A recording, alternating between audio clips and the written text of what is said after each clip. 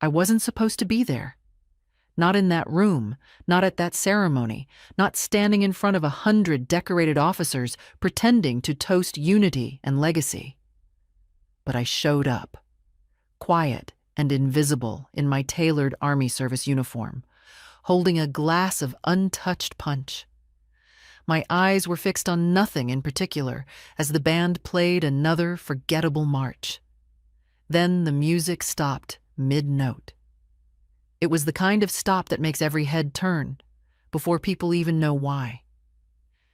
The conductor lowered his baton abruptly. The chatter died out in a ripple of confusion. I turned too, just in time to see 2 military police officers step into the hall. Their uniforms were crisp, their faces grim, and their hands rested firmly on holstered weapons. Behind them walked a familiar figure, the base provost marshal, looking uncomfortable. They didn't hesitate. They didn't scan the room. They had a target.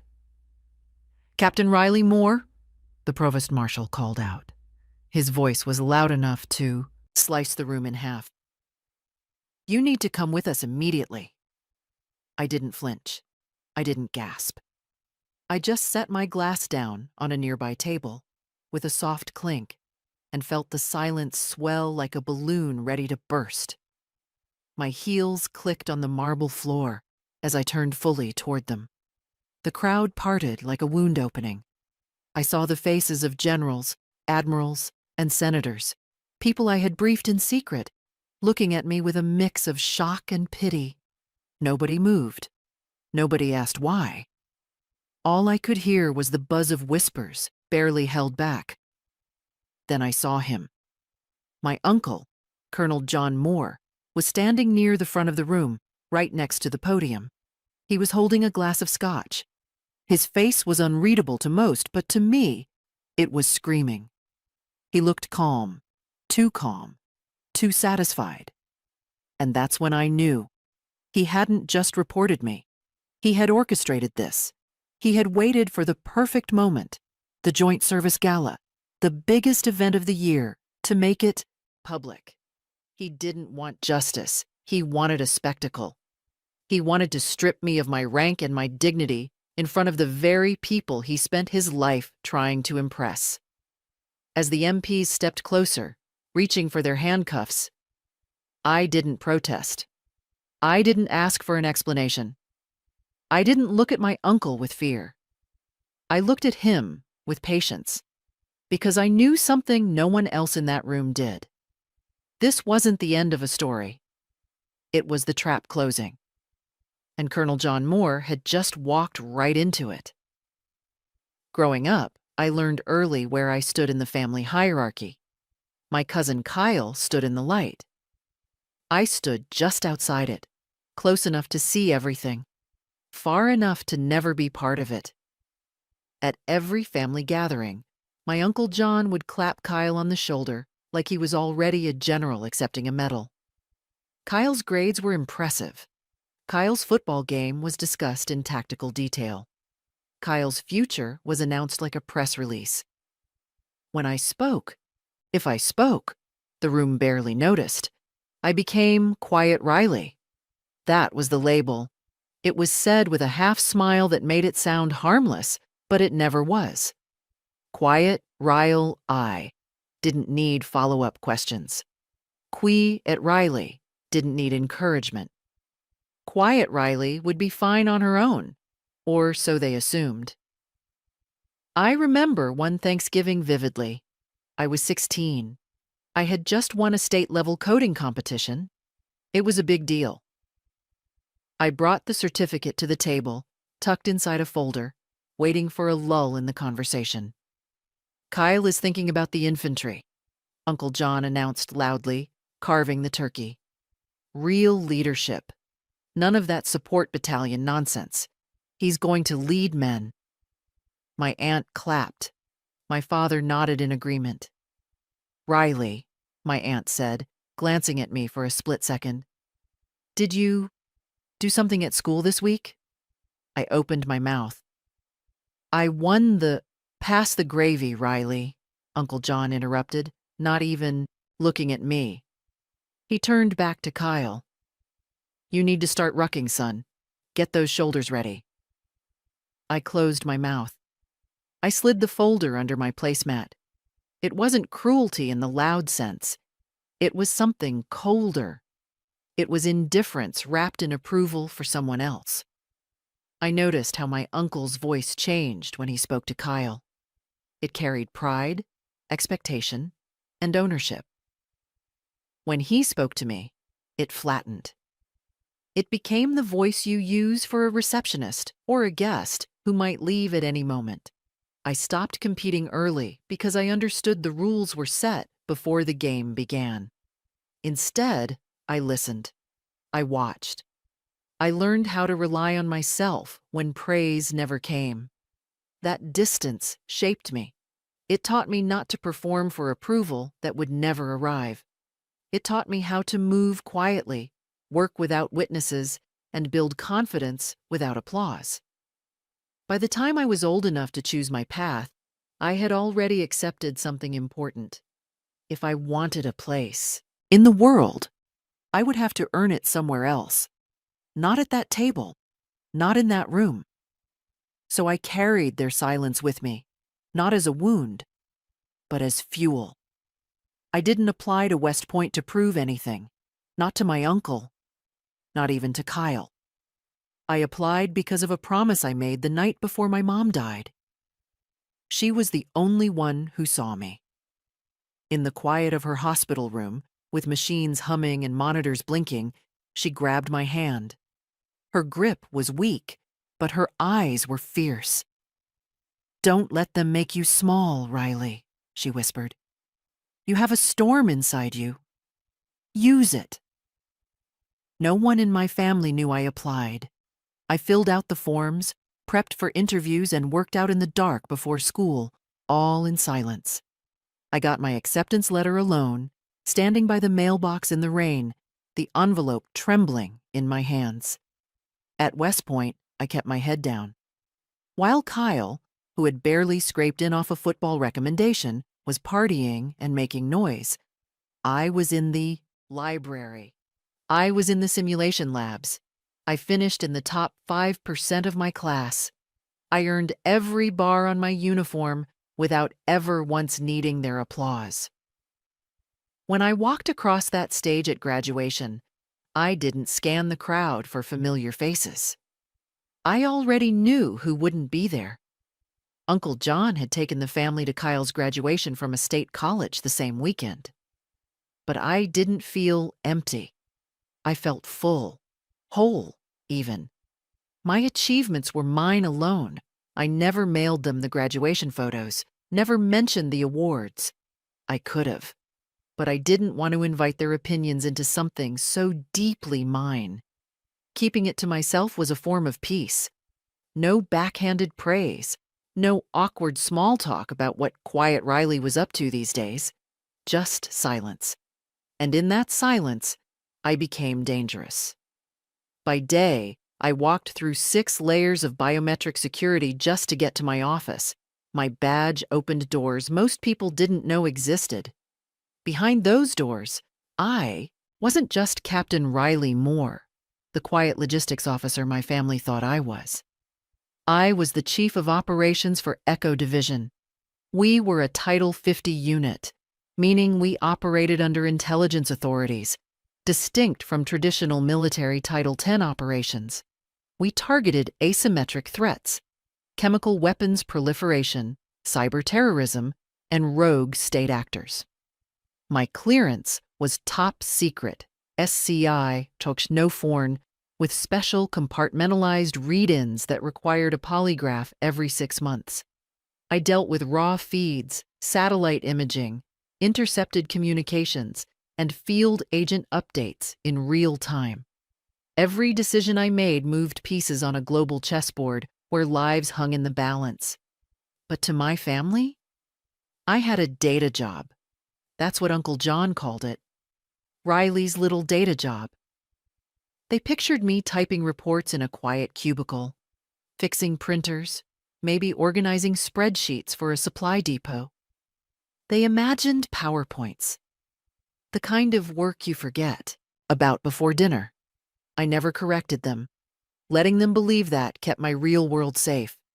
What I actually did couldn't be explained over Thanksgiving dinner anyway.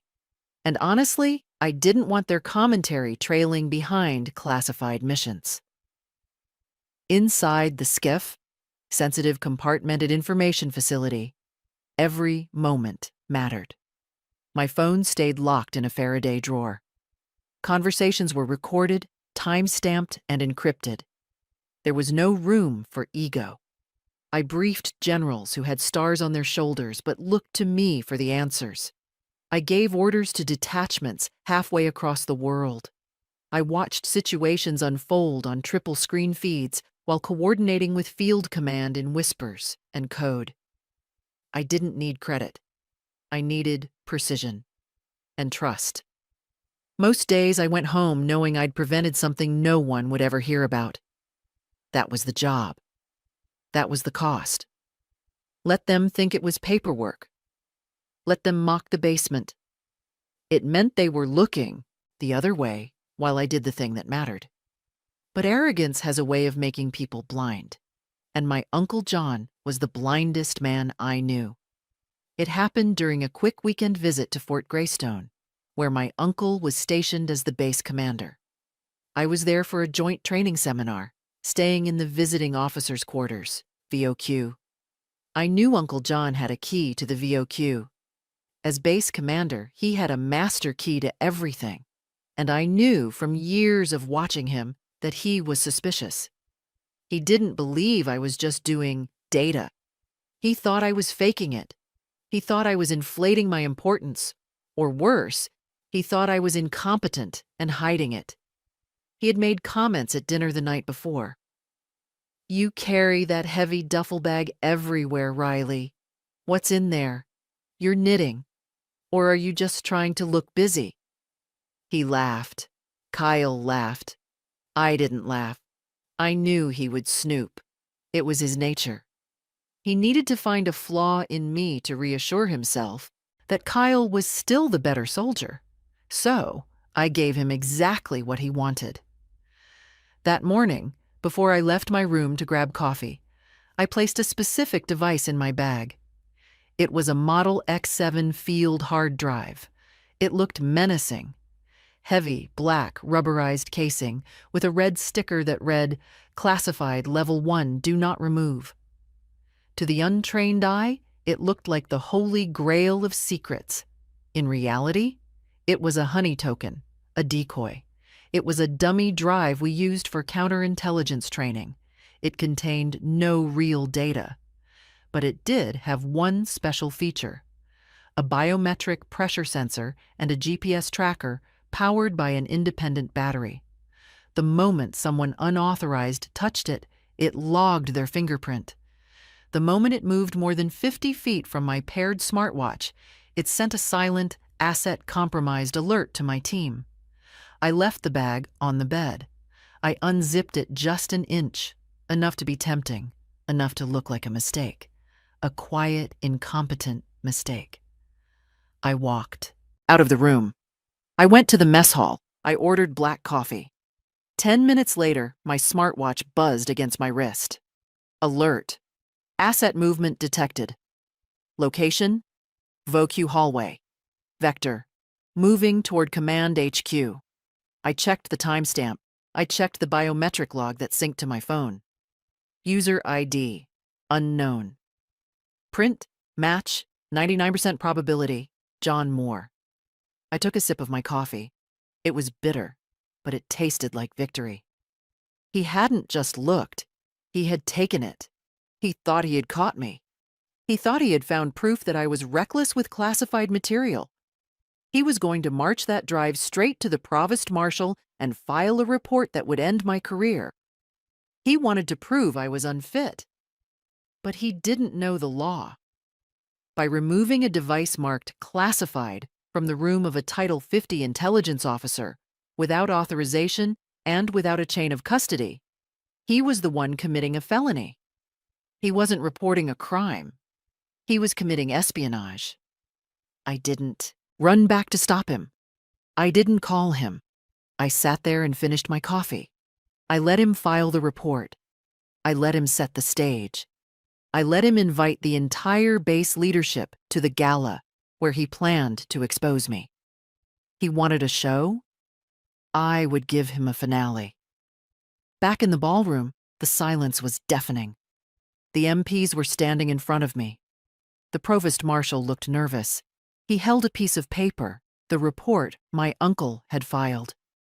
"Captain," the marshal said, lowering his voice, "Colonel Moore has formally accused you of gross negligence and mishandling of classified defense information. He turned over a device he found unsecured in your quarters." A gasp went through the room. My uncle stepped forward from the podium. He adjusted his tie. He looked solemn, like a disappointed father. "I take no pleasure in this," Uncle John announced, his voice projecting to the back of the room. "But integrity is the bedrock of our service. Captain Moore left a Level 1 classified drive unsecured. Anyone could have taken it. A spy? A terrorist?" He shook his head. "If she cannot protect her own gear, she cannot protect this country. I had to secure the asset myself." He looked at me with pity. "I'm sorry, Riley, but you're just not cut out for this level." The crowd murmured. Heads shook. I saw Kyle in the back, smirking. The MPs reached for my arms. "Ma'am, please come with us." I didn't move. I looked at my watch. 1900 hours. "No," I said. The word was soft, but it stopped the MPs in their tracks. "Excuse me?" the marshal asked. "I said no," I repeated louder this time. "You do not have jurisdiction here." My uncle laughed, a short bark of a laugh. "She's delusional. Take her away." Before the MP could touch me, the double doors at the far end of the ballroom burst open with a crash that shook the walls. 6 figures strode in. They weren't MPs. They weren't based on security. They were the Echo Division. They wore plain dark suits, but their badges were visible on their belts.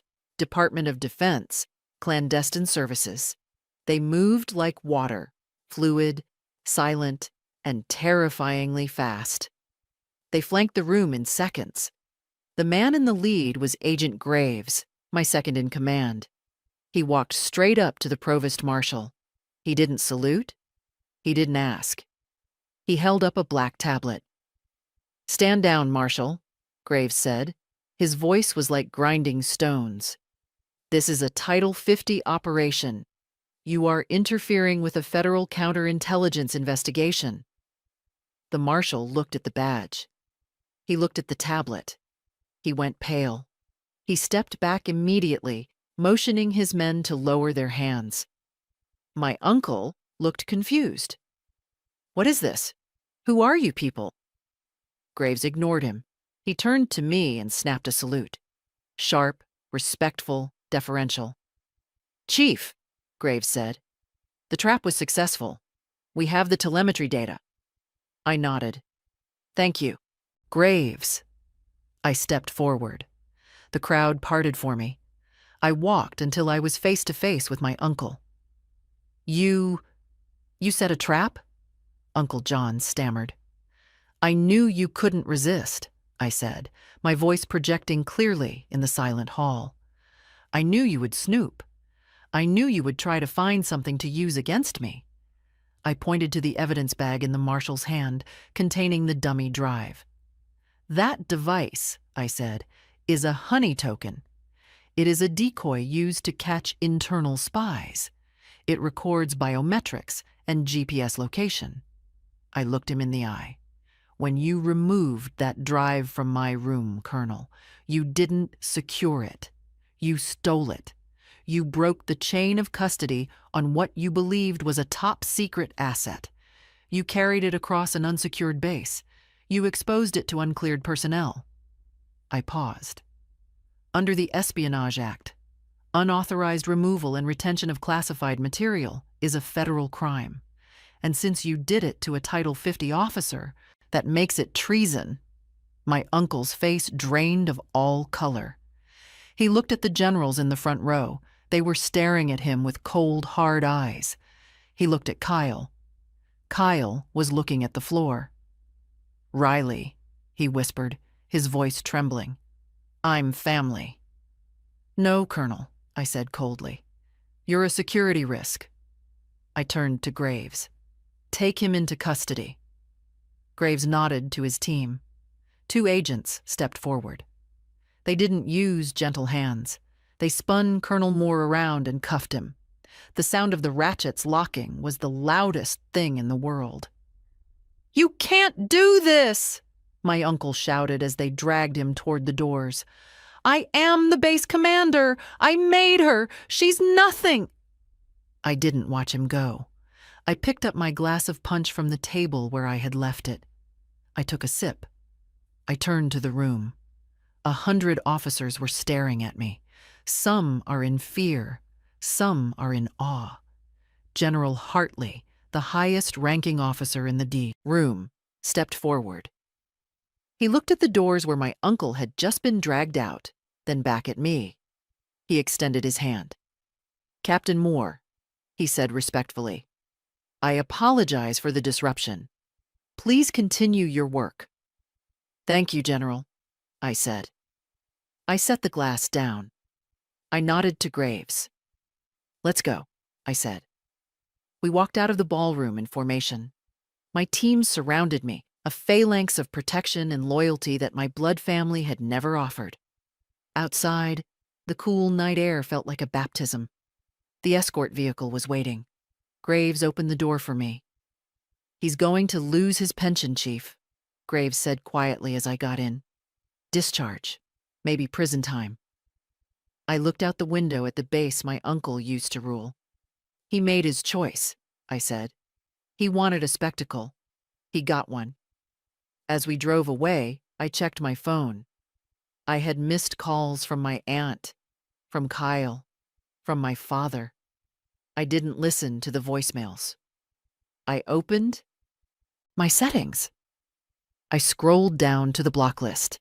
I added every single one of them. There is a certain kind of peace that comes when you stop asking for recognition from the wrong places. That night, as the lights of the base faded in the rearview mirror, I finally felt it. I wasn't Quiet Riley anymore. I wasn't the niece. I wasn't disappointment. I was the captain who held the line. And for the first time in my life, the silence wasn't empty. It was mine.